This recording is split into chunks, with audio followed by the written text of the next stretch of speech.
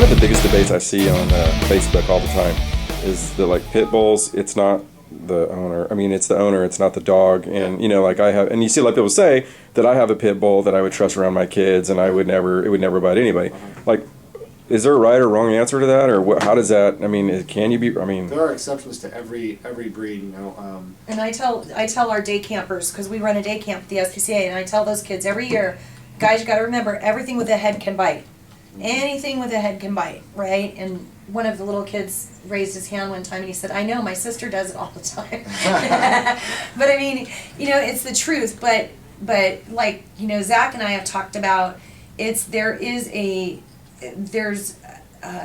level is raised, so to speak, when you have a pit bull, in that they have a power. There's a ferocity, an inherent ferocity yes, is there, that is there. It's there. You know? And the way I see it is because on a daily basis is these dogs come to live with me as a pack. And through trial and error and through years of experience, I have learned how much more difficult it is to stably integrate a pit bull into that environment where we have other personalities, other canine personalities. Even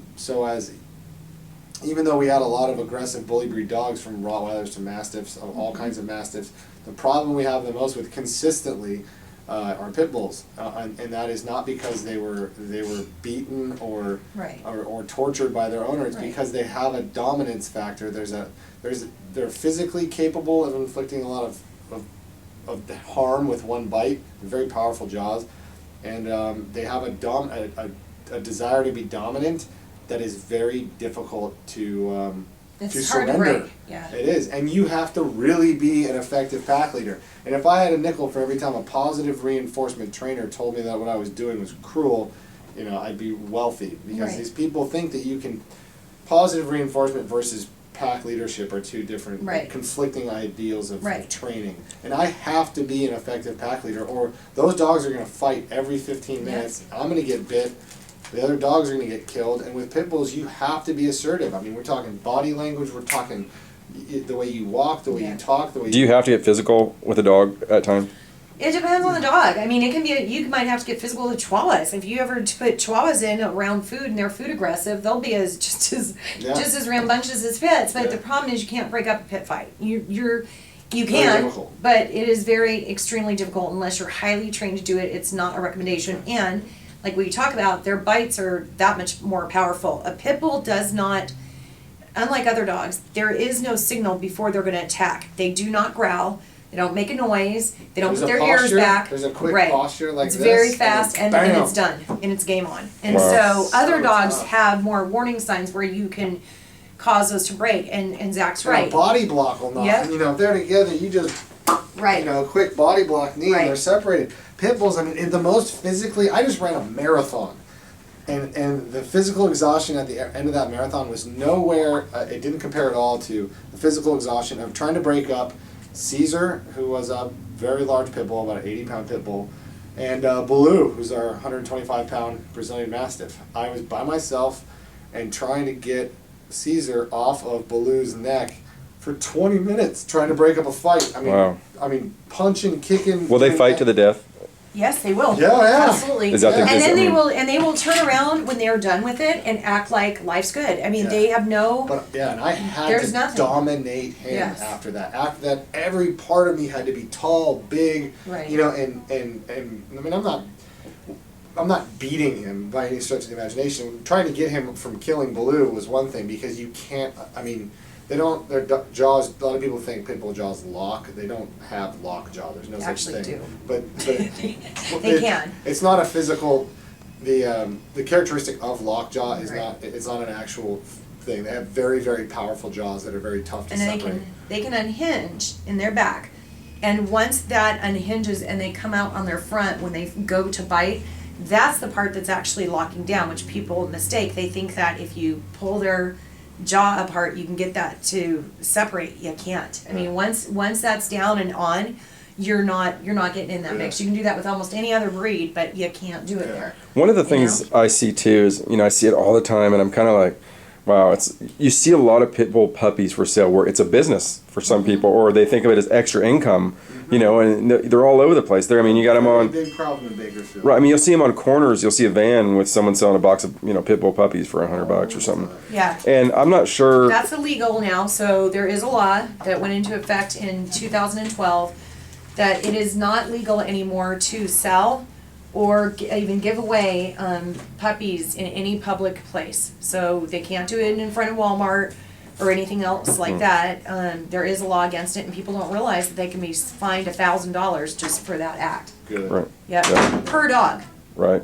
It's $1,000 per dog by Because that's one of the hugest problems is people have little cute pit bull puppies for junior, and then as soon as the dog gets 6 months old, Junior's not going to train it, and the mom and dad aren't going to train it. They're at work. Right. And that's the other thing. Another thing that we're lacking here is qualified trainers to be able to help people deal with aggressive dogs, potentially aggressive dogs like pit bulls and other bully breed dogs. And and I will tell you, just from being in the shelter every day, at both shelters, I mean, we will counsel people and say, hey, we've got a trainer for you. Give them a call. They will help you right now. You can call them right now on the phone, and they will talk. Talk. So having training does help. Oh, yeah. It does, but some people are just like, nope, I'm done. I just don't want to do it, and they're just not willing to give it that shot to make it a good animal, And we're in the age, we live in the age now of instant gratification, and as soon as a slicker model comes out, they want to dump that dog and upgrade to a new one, Right. Dalmatians were the huge problem, 100-mile Dalmatians killed shelters because they didn't realize most of them were deaf. Yeah, I had 4 Dalmatians at one time. They were not. They're not good dogs. No, not at all. Wow.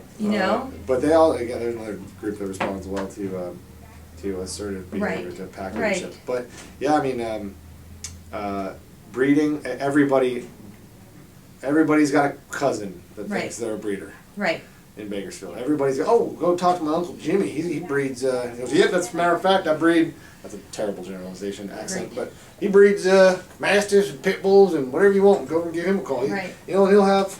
He's not a breeder. He's just a guy that lets his dogs have sex so he can make money. Right. And they're inbred and they have congenital problems, and then it's not just pit bulls. It's everything. I mean, it's Cocker Spaniels. We've seen it with every type of dog around here. Everybody wants to be, it's just a normal family, and they say, they're under this misconception that one litter. For some reason, we got to have one litter. Yep. Which is ridiculous. People also anthropomorphize the idea of birth rates. They think they humanize it. Like, well, if a human can only have a dog, a kid every 9 months, how bad can that be? It's but when you have a litter of 12 puppies, and you can do that every 6 months, exponentially, they just grow and grow and grow. And same with cats. People won't fix their cats and let them outdoors and then think, it'll be fine. He's not going to do anything. It's like, really? Just, One puppy can multiply into thousands in a period of a couple of years. One unneutered and spayed. People don't realize that a mama dog can basically give birth to 5 different breeds of puppies. They can have 5 fathers in one litter. And so, you've got everything mixed in there, and, people will come in and tell me all the time that I have a purebred Labradoodle, and I'm like, hey, you do realize, there is no such thing, because by nature they wouldn't be a purebred dog with the 2 mixes. They're mixed. Yeah, so they're basically still a shelter dog. But anyways, I mean, it's all the time, and it has to be, there's got to be a way we change this message out there to get this to stop, because it's not working by just saying, go spay neuter your pet. That doesn't work. We're seeing it time and time again. It just absolutely doesn't work. It's availability too. They're all too available. Craigslist, the sad couple at Kmart, whatever.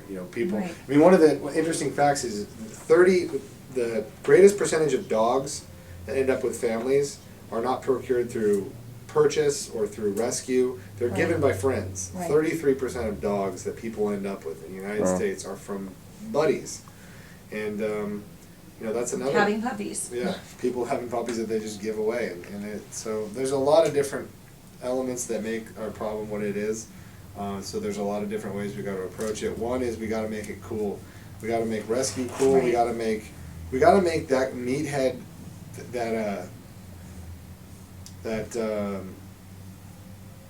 I'm trying to figure out a way to say it without being insulting, but there is a meathead mentality that's pervasive in certain areas of Kern County and in Bakersfield that is is as cowardly and as childish and as ridiculous as it gets. And until these people get called out for being pseudo tough guys, because that's what they are. They're pseudo tough guys. You got a pit bull with ears cut off, you know, and that doesn't make you anything. It certainly doesn't make you a gentleman. It doesn't make you That doesn't make you, sure as shit doesn't make you a man, you know. And they think that these subtle presentations, extension of themselves, basically makes them more. It's the same reason people get put rims on a $500 hoopty. Yeah. Yeah.